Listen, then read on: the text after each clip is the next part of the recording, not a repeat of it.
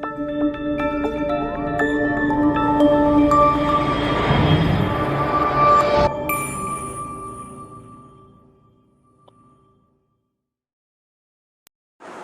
Friends, అందరికీ శుభోదయం. ఈరోజు మనం 1857లో మన దేశంలో సిపాయిల తిరుగుబాటు ఏ విధంగా జరిగింది, దీనికి గల కారణాలు ఏమిటి, దీని యొక్క ప్రభావాలు ఏమిటి, ఈ తిరుగుబాటు దేశం మొత్తం మీద ఎలా జరిగింది, అదేవిధంగా మన ఆంధ్రదేశంలో ఆంధ్ర, రాయలసీమ, తెలంగాణ ప్రాంతాల్లో ఇది ఎలా జరిగింది, టోటల్ కాంటెంట్ అంతా కూడా మనం ఈ వీడియోలో డిస్కస్ చేద్దాం. పూర్తిగా వీక్షించండి ఫ్రెండ్స్. ఇంకా ఎవరైనా సబ్స్క్రైబ్ చేసుకోలేని వాళ్ళు ఉంటే సబ్స్క్రైబ్ చేయండి, పక్కనుండే బెల్ సింబల్పై క్లిక్ చేయండి, లైక్ చేయండి, వేరొకరికి వీలైతే షేర్ చేయండి, నాకు మద్దతు ఇవ్వండి. రైట్ ఫ్రెండ్స్, ఇక 1857వ సంవత్సరంలో మన దేశంలో సిపాయిల రూపంలో బ్రిటిష్ వారికి వ్యతిరేకంగా తిరుగుబాటు జరిగింది. దురదృష్టవశాత్తు ఈ తిరుగుబాటుని బ్రిటిష్ వారు అణిచివేయడం జరిగింది. సరే, విజయం వచ్చినా రాకపోయినా 1857లో జరిగిన సిపాయిల తిరుగుబాటుని ప్రథమ భారత స్వతంత్ర సంగ్రామం 1857 సిపాయిల తిరుగుబాటుని ప్రథమ భారత స్వతంత్ర సంగ్రామంగా అభివర్ణించిన వాడు ఎవరు అంటే విడి సావర్కర్ గారు. 1857 సిపాయిల తిరుగుబాటుని ప్రథమ భారత స్వతంత్ర సంగ్రామంగా అభివర్ణించినది విడి సావర్కర్. ఎందుకయ్యా దీన్ని ప్రథమ భారత స్వతంత్ర సంగ్రామం అన్నారంటే, మనకి సాధారణంగా స్వాతంత్ర పోరాటం అనేది 1885 నుంచి మొదలయ్యి 1947 వరకు మన దేశంలో జరిగింది. 1947 ఆగస్టు 15వ తేదీన మనకి స్వతంత్రం వచ్చింది. కానీ అంతకు ముందే 1857వ సంవత్సరంలో బ్రిటిష్ వారి పాలనకు వ్యతిరేకంగా మన దేశం నుంచి బ్రిటిష్ వాళ్ళు వెళ్ళిపోవాలి అనే ఉద్దేశ్యంతో సిపాయిల రూపంలో తిరుగుబాటు జరిగింది. అందువలనే విడి సావర్కర్ గారు దానిని ప్రథమ స్వతంత్ర సంగ్రామంగా అభివర్ణించడం అనేది జరిగింది. మరి 1947 ఆగస్టు 15న స్వతంత్రం వస్తే మనం ఈ విధంగా ఉన్నాం ఈరోజు. అదృష్టవశాత్తు 1857 తిరుగుబాటే సక్సెస్ అయ్యి ఆ రోజే మనకి స్వతంత్రం వస్తే, అంటే ఒక 90 సంవత్సరాల ముందే మనకి స్వతంత్రం వస్తే మనం ఏ విధంగా ఉండేవాళ్ళమో ఒకసారి ఊహించండి. ఏది ఏమైనా బ్రిటిష్ వారికి వ్యతిరేకంగా జరిగిన తొలిపోరు, అందువల్లనే దాన్ని ప్రథమ స్వతంత్ర సంగ్రామము అని విడి సావర్కర్ అన్నారు. మరి పూర్వాపరాల్లోనికి మనం వెళితే 1600వ సంవత్సరంలో ఈస్ట్ ఇండియా కంపెనీ ద్వారా బ్రిటిష్ వారు వ్యాపారం కోసం మన దేశంలోకి ప్రవేశించారు. స్థానికంగా ఉండే కర్ణాటక వాళ్ళతోనూ, మహారాష్ట్ర వాళ్ళతోనూ, అలాగే అనేక వర్గాలతో పోరాటాలు చేశారు. అంతిమంగా 1757లో జరిగిన ప్లాసీ యుద్ధం ద్వారా బెంగాల్లో అధికారాన్ని స్థాపించారు. భారతదేశంలో బ్రిటిష్ వారి యొక్క పరిపాలన ప్రారంభం కావటానికి కారణమైన యుద్ధము ఏది అంటే 1757 ప్లాసీ యుద్ధంగా మనం చెప్తాం. ప్లాసీ యుద్ధం అనంతరం 1764వ సంవత్సరంలో జరిగిన బక్సార్ యుద్ధం ద్వారా మన దేశంలో బ్రిటిష్ వారి యొక్క అధికారం విస్తరణ చేయటం అనేది జరిగింది. Very important friends. భారతదేశంలో బ్రిటిష్ వారి యొక్క అధికారం స్థాపించడానికి కారణమైన యుద్ధం ప్లాసీ యుద్ధం అయితే, భారతదేశంలో బ్రిటిష్ వారి యొక్క అధికారం విస్తరించడానికి కారణమైన యుద్ధం బక్సార్ యుద్ధం. సో ఇలా పరిపాలనాపరమైన అధికారాన్ని స్వంతం చేసుకున్న బ్రిటిష్ వారు ఈ దేశ పరిపాలనలోనూ, సమాజంలోనూ, మతంలోనూ, ఆర్థిక రంగంలోనూ, సైనిక రంగంలోనూ, వ్యవసాయము, నీటిపారుదల, విద్య వంటి అనేక రంగాలలో వాళ్ళ యొక్క చిహ్నాన్ని, వాళ్ళ యొక్క విధానాన్ని ప్రవేశపెట్టగలిగారు. అయితే చివరికి 1857లో సిపాయిల రూపంలో బ్రిటిష్ వారికి తిరుగుబాటు ఎదురైంది. సిపాయిల తిరుగుబాటు ఎప్పుడు ఎక్కడ ప్రారంభమైంది అంటే 1857 మే 10వ తేదీన ఉత్తరప్రదేశ్లోని మీరట్లో.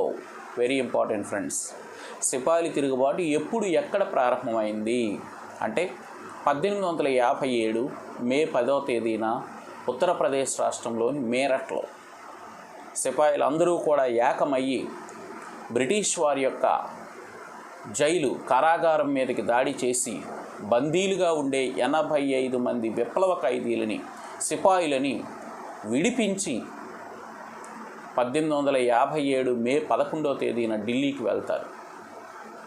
ఢిల్లీకి వెళ్ళి అక్కడ ఉన్న British resident officer Simon Risley, ఢిల్లీలో ఉన్న బ్రిటిష్ రెసిడెంట్ ఆఫీసర్ సైమన్ రిస్లీని తొలగించి రెండవ బహదూర్ షాని భారతదేశ చక్రవర్తిగా ప్రకటిస్తారు. ఇది సిపాయిల తిరుగుబాటులో అసలైన ఘట్టం. సిపాయిలందరూ కూడా మీరట్ నుంచి బయలుదేరారు. 1857 మే 10వ తేదీన సిపాయిల తిరుగుబాటు ప్రారంభమైంది. మీరట్ నుంచి సిపాయిలందరూ కూడా బయలుదేరి ఢిల్లీ వైపు పయనం చేసి ఢిల్లీలో ఉండే రెసిడెంట్ ఆఫీసర్ సైమన్ రిస్లూని పదవి నుంచి తొలగించి రెండవ బహదూర్ షాని భారతదేశానికి చక్రవర్తిగా ప్రకటిస్తారు. ఇక్కడ చాలా ఇంపార్టెంట్. సిపాయిల తిరుగుబాటు కాలంలో భారతదేశ చక్రవర్తిగా ఎవరిని ప్రకటించారు అంటే రెండవ బహదూర్ షా. సిపాయిల తిరుగుబాటుకి నాయకత్వం వహించమని కూడా సిపాయిలందరూ రెండవ బహదూర్ షాని కోరుతారు. ఆయన చాలా ముసలాయన, తప్పనిసరి పరిస్థితులు అంగీకరిస్తాడు. సిపాయిల తిరుగుబాటుకు నాయకత్వం వహించవలసిందిగా రెండవ బహదూర్ షాని సిపాయిలు కోరుతారు. సో ఇలా సిపాయిల తిరుగుబాటు అనేది జరిగింది.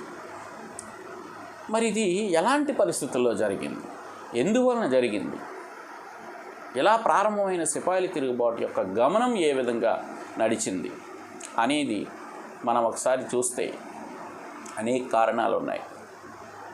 సిపాయిల రూపంలో ఆ రోజు బ్రిటిష్ వారికి వ్యతిరేకంగా పెద్ద తిరుగుబాటు రావడానికి అతి ప్రధానమైన కారణం, ద మెయిన్ కాజ్ ఏమిటి అంటే లార్డ్ డల్హౌసీ ప్రవేశపెట్టిన రాజ్య సంక్రమణ సిద్ధాంతం.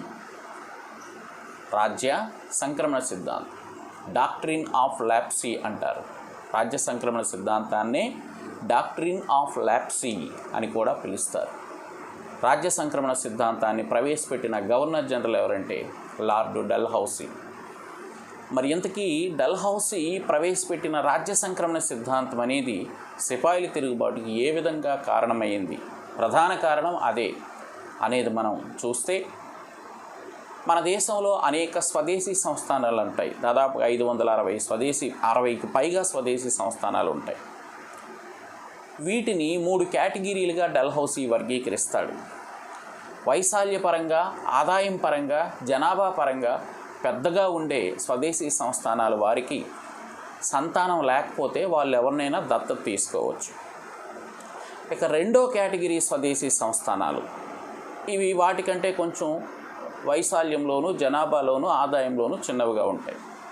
వీరికి ఒకవేళ సంతానం లేకపోతే బ్రిటిష్ వారికి అభ్యర్థిస్తే, వాళ్ళు అనుమతిస్తే తీసుకోవచ్చు దత్తత.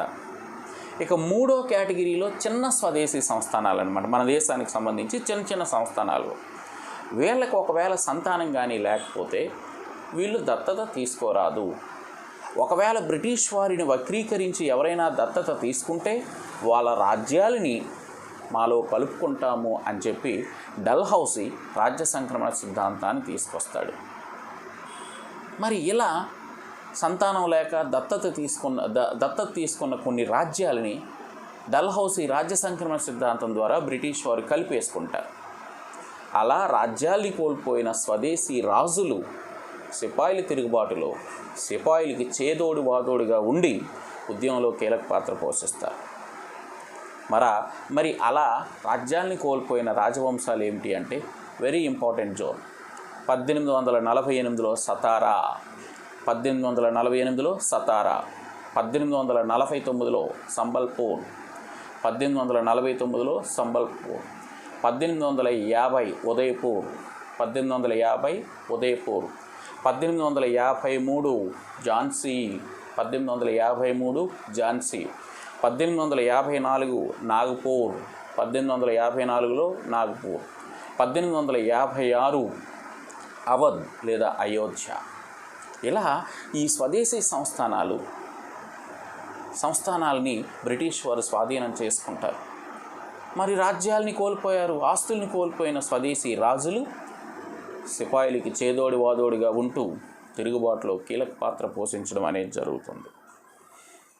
సో ఇదే అసలు ఉద్యమాన్ని నడిపించినది ఇదే. రాజ్య సంక్రమణ సిద్ధాంతం ద్వారా లాస్ అయిపోయిన రాజులందరూ కూడా ఉద్యమంలో పార్టిసిపేట్ చేస్తారు. ఇది ప్రధానమైన కారణం డల్హౌసీ ప్రవేశపెట్టిన రాజ్య సంక్రమణ సిద్ధాంతం. ఇక రెండవది ఆర్థికపరమైన కారణం. ఆర్థిక పరంగా బ్రిటిష్ వారి యొక్క పరిపాలనా విధానం వలన భారతీయ సమాజం చాలా నష్టపోయింది. ఈ భారతీయ సమాజంలో ఉండే అనేక వ్యక్తులు, వ్యవసాయదారులు కావచ్చు, రైతు కూలీలు కావచ్చు, చేతి వృత్తుల వారు కావచ్చు, స్వదేశీ చిన్న చిన్న కుటీర పరిశ్రమలు నడిపేవారు కావచ్చు, అందరూ కూడా బ్రిటిష్ వారి విధానాల వలన సర్వనాశనం అయిపోయినారు. ఆ రోజుల్లో బ్రిటిష్ వారు తీన్ ఖతియా అనే ఒక సిస్టమ్ని ఇంప్లిమెంటేషన్లో ఉంచేవారు. తీన్ ఖతియా సిస్టమ్ ఏం చెప్తుంది అంటే, బ్రిటిష్ వారు నిర్ణయించిన పంటలు పండించాలి, బ్రిటిష్ వారు నిర్ణయించిన ధరలకే వాటిని అమ్మాలి, బ్రిటిష్ వారు నిర్ణయించిన ప్రకారం వాటిని బ్రిటిష్ వారికి ఇవ్వాలి. ఇలాంటి తీన్ ఖతియా సిస్టమ్ వలన అనేక మంది రైతులు సరైన ధరలు లేక, లాభం వచ్చే పంటలు పండించలేక, ఆహార పంటలకు దూరమై నష్టపోవటం అనేది జరిగిందన్నమాట. మరి చేతి వృత్తుల వారు, మనకి తెలుసు ఇంగ్లాండ్లో పారిశ్రామిక విప్లవం వచ్చింది. అనేక పరిశ్రమల్లో వాళ్ళు వస్తువులు తయారు చేశారు. ఆ వస్తువుల్ని ఇండియాకి తీసుకొచ్చి అమ్మడం వలన మన దేశంలో ఉండే స్థానిక కుటీర పరిశ్రమల వారు, చేతి వృత్తుల వారు విపరీతంగా నష్టపోవటం జరిగింది. వాళ్ళ జీవనోపాధి కూడా పూర్తిగా కోల్పోవటం జరిగింది.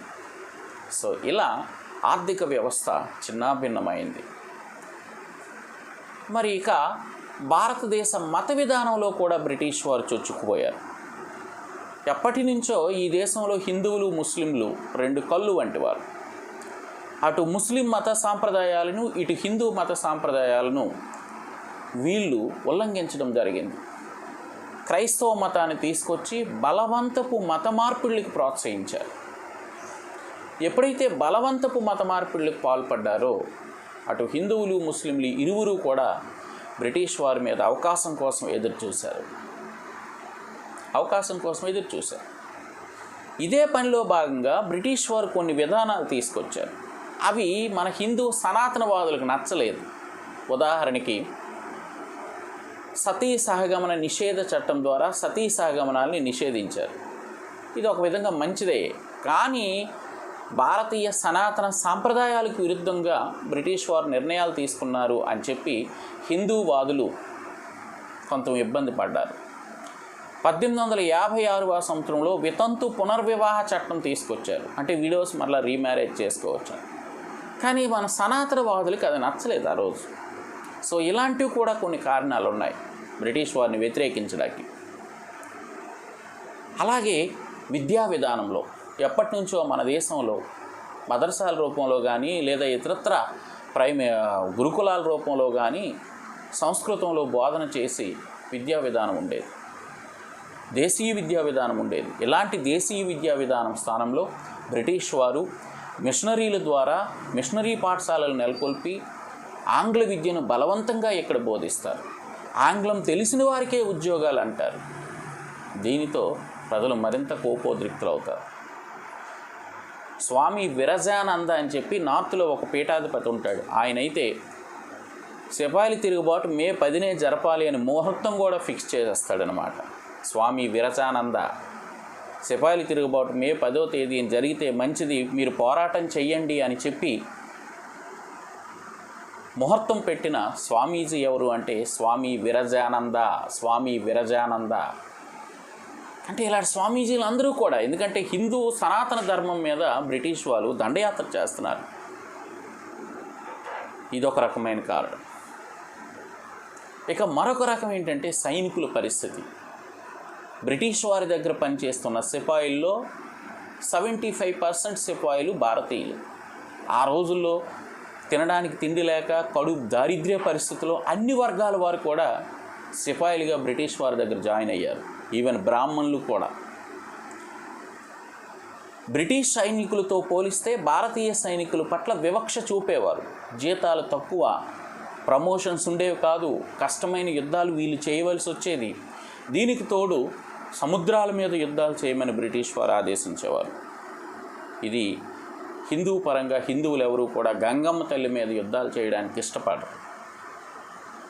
మరి ఇలాంటి సైనికులు అనేక బాధలు పడ్డారన్నమాట. చివరిగా సిపాయిల తిరుగుబాటుకి తక్షణ కారణం ఏమిటి అంటే ఇమ్మీడియట్ కాజ్, ఎన్ఫీల్డ్ రైఫిల్స్ని ఉపయోగించడానికి సిపాయిలు నిరాకరించడం. సిపాయిల తిరుగుబాటుకి తక్షణ కారణం ఏమిటి అంటే ఎన్ఫీల్డ్ రైఫిల్స్ని ఉపయోగించడానికి సిపాయిలు నిరాకరించడం. 1856వ సంవత్సరంలో కానింగ్ గవర్నర్ జనరల్గా ఉండి ఎన్ఫీల్డ్ రైఫిల్స్ని తీసుకొస్తాడు. ఎన్ఫీల్డ్ రైఫిల్స్, ఈ ఎన్ఫీల్డ్ రైఫిల్స్ అనేవి ఎలా ఉంటాయంటే ఇవి ఒక అరంగుళం రూపంలో ఉండే తోటాలు. వీటిపైన ఆవు పంది కొవ్వుతో తయారు చేసిన, కొవ్వు పూచిన ఒక పలుచని పొర లాంటిది ఉంటుంది అన్నమాట, సీల్ అనమాట. ఆ సీలుని నోటితో కొరికి ఆ తోటాలని బిగించి గన్నుని యూజ్ చేయాలి. అయితే ఇది కొన్ని పుస్తకాల్లో వదంతు అని, కొన్ని పుస్తకాల్లో నిజము అని రాశారు. ఏది ఏమైనా ఆవు పంది కొవ్వు పూసిన సీల్ కలిగిన తోటాలని సిపాయిలు నోటితో కొరికి వాటిని గన్కి సెట్ చేసి ఉపయోగించవలసి వచ్చేది. సిపాయిలు దానికి తిరస్కరించారు. ఎందుకంటే ఆవు హిందువులకు పవిత్రమైన జంతువు, పంది ముస్లింలు అసహ్యించుకునే జంతువు. మరి ఇలాంటి తోటాలను మేము ఉపయోగించము అని చెప్పి సైనికులు నిరాకరించారు. 1857 మార్చి 29వ తేదీన, వెరీ ఇంపార్టెంట్ డేట్, 1857 మార్చి 29వ తేదీన పశ్చిమ బెంగాల్లోని బరక్పూర్ వద్ద గల 34వ రెజిమెంట్, అంటే సైనిక శిబిరాలు, సైనిక క్యాంపులు అన్నమాట. పశ్చిమ బెంగాల్లోని బరక్పూర్ వద్ద 34వ రెజిమెంట్లో 1857 మార్చి 29వ తేదీన మంగల్ పాండే, ఈశ్వర్ పాండే అనే సిపాయిలు ఆ తోటాలను ఉపయోగించడానికి తిరస్కరించి తమ పై ఆఫీసర్ అయిన జనరల్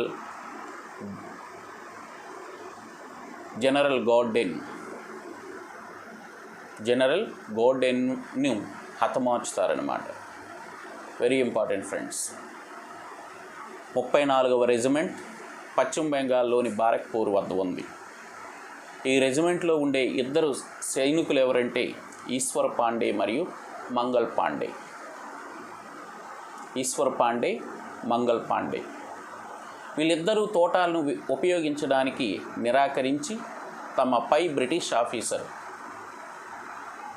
జనరల్ గార్డెన్ని చంపివేస్తారన్నమాట. దీనితో ఈశ్వర్ పాండే, మంగల్ పాండేలను బ్రిటిష్ వారు అరెస్ట్ చేసి 1857 ఏప్రిల్ 8వ తేదీన వాళ్ళిద్దరిని ఉరి తీస్తారు. 1857 ఏప్రిల్ 8న ఈశ్వర్ పాండే, మంగల్ పాండేని ఉరి తీయడం జరిగింది. ఇది చాలా ముఖ్యమైన ఘట్టం సిపాయిల తిరుగుబాటులో. యావత్ జాతిని, యావత్ సిపాయిలని కదిలించిన సంఘటన.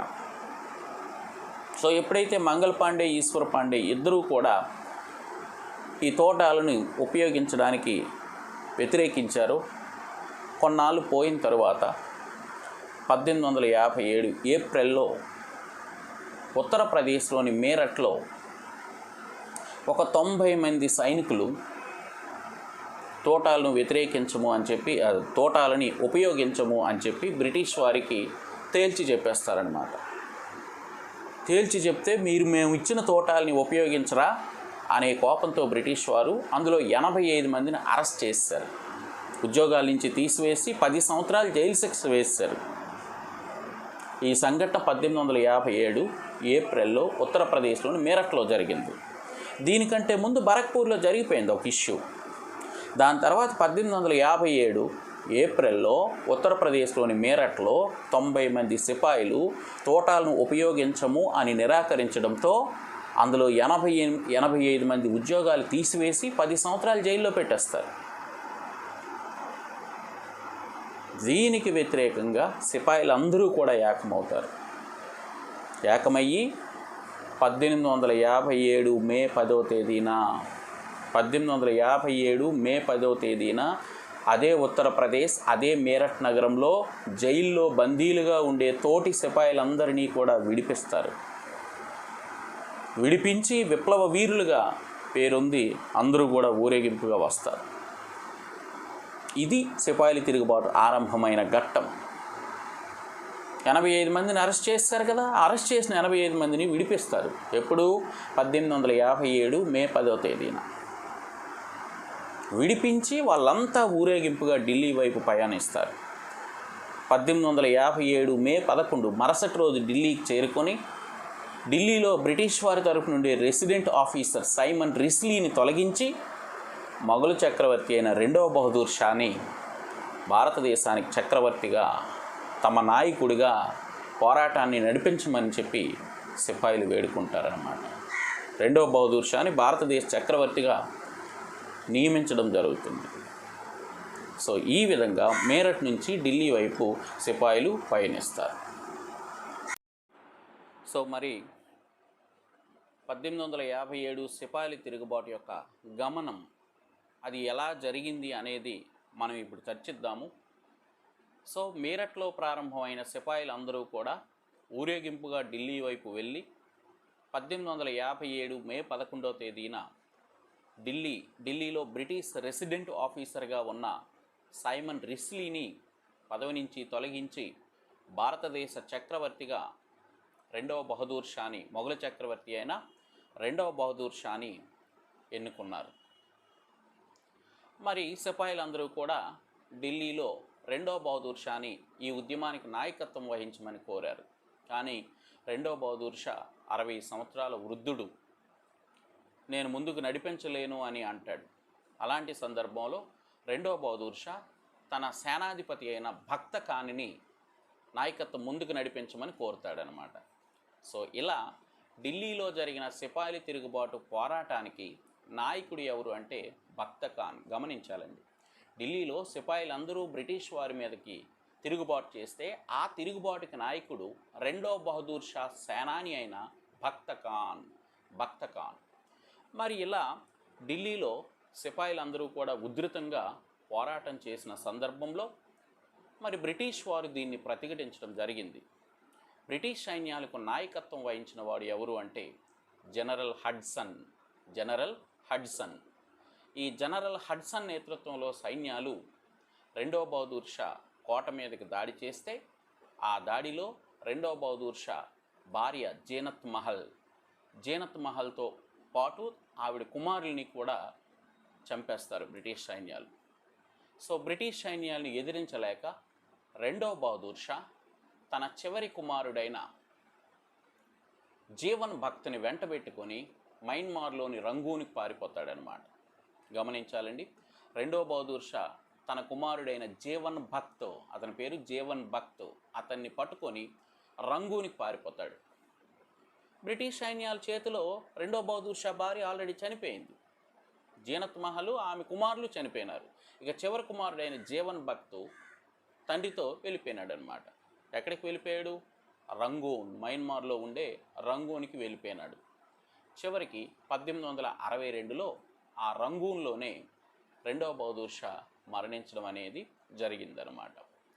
గమనించాలి, ఇక్కడ విషయం ఏమిటి అంటే సిపాయిల తిరుగుబాటు కాలంలో ఢిల్లీలో సిపాయిలకు నాయకుడు భక్త ఖాన్ ఎవరు అంటే రెండవ బహదూర్ షా సేనాని. బక్త ఖాన్ నేతృత్వంలో జరిగిన సిపాయిల తిరుగుబాటును త్రిప్పికొట్టడానికి బ్రిటిష్ సైన్యాలకు నాయకత్వం వహించిన వాడు ఎవరంటే జనరల్ హడ్సన్. జనరల్ హడ్సన్ ఎవరిని చంపాడు అంటే రెండవ బహదూర్ షా భార్య అయిన జీనత్ మహల్ని, ఆమె కుమారుల్ని. ఈ సంఘటనతో భయపడిన రెండవ బహదూర్ షా తన కుమారుడైన జీవన్ భక్తుని వెంటబెట్టుకొని ఎక్కడికి పారిపోయాడంటే మయన్మార్లోని రంగూన్కి. ఎక్కడికి వెళ్ళిపోయాడండి? రంగూన్కి పారిపోయినాడు. చివరికి ఆ రంగూన్లోనే రెండవ బహదూర్ షా, మొఘల్లో చివరి చక్రవర్తి రెండవ బహదూర్ షా రంగూన్లోనే 1862లో చనిపోయినాడు. సో ఇది ఢిల్లీలో జరిగిన సంఘటన. మరి సిమిలర్గా రాజ్యాలను కోల్పోయిన రాజులు కూడా సిపాయిల తిరుగుబాటులో పార్టిసిపేట్ చేశారు. అలాంటి ఒక కీలకమైన సంఘటన కాన్పూర్లో జరిగిన తిరుగుబాటు. కాన్పూర్లో తిరుగుబాటుకి నాయకత్వం వహించిన వాడు ఎవరు అంటే నానా సాహెబ్. ఇతను మరాఠా పేష్వా రెండవ బాజీరావు యొక్క దత్త కుమారుడు. మరాఠా పేష్వా రెండవ బాజీరావు యొక్క దత్త కుమారుడే నానా సాహెబ్. నానా సాహెబ్ అసలు పేరు దోండు పండిట్. నానాసాహెబ్ అసలు పేరు దోండు పండిట్. మరాఠా పేష్వా రెండవ బాజీరావు యొక్క దత్త కుమారుడే నానాసాహెబ్. అయితే ఇక్కడ నానాసాహెబ్ బ్రిటిష్ వారి మీదకి తిరుగుబాటు చేయడానికి కారణం ఏమిటి అంటే బ్రిటిష్ వారు పేష్వాలకి భరణం ఇస్తామని చెప్పి ఒప్పుకుంటారు. మూడవ ఆంగ్లో మరాఠా యుద్ధం తరువాత పేష్వాలకి భరణం ఇస్తాము అని చెప్పి ఒప్పుకుంటారు. 8 లక్షల రూపాయల భరణము తండ్రి తర్వాత కుమారుడు దత్త కుమారుడైన నానాసాహెబ్కి రావాలి. కానీ బ్రిటిష్ వారు భరణం ఇవ్వరు. సో ఈ పెన్షన్ ఎప్పుడైతే బ్రిటిష్ వారు ఇవ్వలేదో నానాసాహెబ్ తన అనుచరులతో బ్రిటిష్ వారి మీద తిరుగుబాటు చేశాడు కాన్పూర్లో. ఇక్కడ ఈ తిరుగుబాటులో నానాసాహెబ్కి తోడ్పడిన అతని ఇద్దరు అనుచరులు తాంతియా తోపే అలాగే అజీముల్లా. తాంతియా తోపే మరియు అజీముల్లా సహకారంతో నానాసాహెబ్ బ్రిటిష్ వారి మీద తిరుగుబాటు చేశాడు. తాంతియా తోపే అసలు పేరు పాండురంగ, ఏదండి రామచంద్ర పాండురంగ. తాంతియా తోపే అసలు పేరు రామచంద్ర పాండురంగడు. సో ఇలా నానాసాహెబ్కి తాంతియా తోపే మరియు అజీముల్లాలు ఇద్దరు కూడా అనుచరులు. వీళ్ళ సాయంతో నానాసాహెబ్ తిరుగుబాటు చేస్తాడు బ్రిటిష్ వారి మీద. సో బ్రిటిష్ వారి యొక్క సైనిక శిబిరం ఒకటి ఉంటుంది. ఆ సైనిక శిబిరంలో 400 మంది సైన్యాలు ఉంటారు. నానాసాహెబ్ వెళ్ళి ఆ 400 మంది సైన్యాలని కూడా హతమార్చుతాడు. ఇది సిపాయిల తిరుగుబాటు కాలంలో అతి రక్తపాతానికి కారణమైన సంఘటన ఇది. అసలు ఈ సిపాయిల తిరుగుబాటు జరిగినప్పుడు దేశంలో అక్కడక్కడ తిరుగుబాట్లు జరిగితే వాటన్నిటిలో అత్యంత ప్రమాదకరమైన భయంకరమైన తిరుగుబాటు ఏది అంటే కాన్పూర్ తిరుగుబాటు. నానాసాహెబ్ చేతిలో 400 మంది బ్రిటిష్ సైన్యాలు చనిపోతారు. అప్పుడు బ్రిటిష్ వారు కళ్ళు తెరిచి కెప్టెన్ క్యాంప్బెల్, కొలిన్ క్యాంప్బెల్ అంటారు, సైన్యాధిపతి కొలిన్ క్యాంప్బెల్ నాయకత్వంలో సైన్యాన్ని పంపిస్తారు. నేపాల్ సైనికుల యొక్క సహకారంతో కొలిన్ క్యాంప్బెల్ నానాసాహెబ్పై తిరుగుబాటు చేస్తే నానాసాహెబ్ దేశాన్ని విడిచిపెట్టి పారిపోతాడు. ఇక నానాసాహెబ్ సేనాని అయిన తాంతియా తోపే మధ్య భారతదేశపు అడవుల్లో తలదాచుకొని కొన్నాళ్ళ పాటు గెరిల్లా యుద్ధ విధానాల ద్వారా బ్రిటిష్ వారితో పోరాడతాడు. ఝాన్సీలో లక్ష్మీబాయికి కూడా అతను సహకారం అందిస్తాడు. సో చివరికి తాంతియా తోపి కూడా పట్టుబడి ఉరి తీయబడతాడనమాట. సో ఇలా కాన్పూర్లో తిరుగుబాటు అనేది ముగిసింది. సో కాన్పూర్లో సిపాయిల తిరుగుబాటు కాలంలో నాయకుడు ఎవరు అంటే నానాసాహెబ్. నానాసాహెబ్ నేతృత్వంలో తిరుగుబాటుని అణిచివేసిన బ్రిటిష్ సేనాధిపతి కొలిన్ క్యాంప్బెల్. కాన్పూర్ తిరుగుబాటులో నానాసాహెబ్కి సహకరించిన అతని ఇద్దరు అనుచరులు తాంతియా తోపే, అజీముల్లా. తాంతియా తోపే అసలు పేరు రామచంద్ర పాండురంగ. నానాసాహెబ్ అసలు పేరు దోండు పండిట్. 1857 సిపాయిల తిరుగుబాటు కాలంలో అతిపెద్ద సంఘటన ఏది అంటే నానాసాహెబ్ కాన్పూర్లో 400 మంది బ్రిటిష్ సైనికుల్ని హతమార్చడం. సో ఇది కాన్పూర్ తిరుగుబాటుకి సంబంధించిన ముఖ్యమైన అంశం. సో మరి ఈ తిరుగుబాటును అణచివేసిన వాడు ఎవరు కాన్పూర్లో? Colin Campbell. సో బ్రిటిష్ సైన్యాలు దాడిని తట్టుకోలేక నానాసాహెబ్ నేపాల్కి పారిపోతాడు. తాంతియా తోపే మధ్యప్రదేశ్ ఆ సరౌండింగ్లో అడవుల్లో తలదాచుకొని కొన్నాళ్ళు గెరీలా యుద్ధ పోరాటాల ద్వారా బ్రిటిష్ వారితో పోరాటం చేస్తాడు. ఇదే సందర్భంలో ఝాన్సీలో లక్ష్మీబాయి తిరుగుబాటు చేస్తే ఆమెకి కూడా తాంతియా తోపే తన హెల్ప్నిస్తాడు. చివరికి తాంతియా తోపే బ్రిటిష్ సైన్యాలకి పట్టుబడి ఉరి తీయబడతాడనమాట. సో ఇది మనకి కాన్పూర్లో జరిగిన పోరాటం.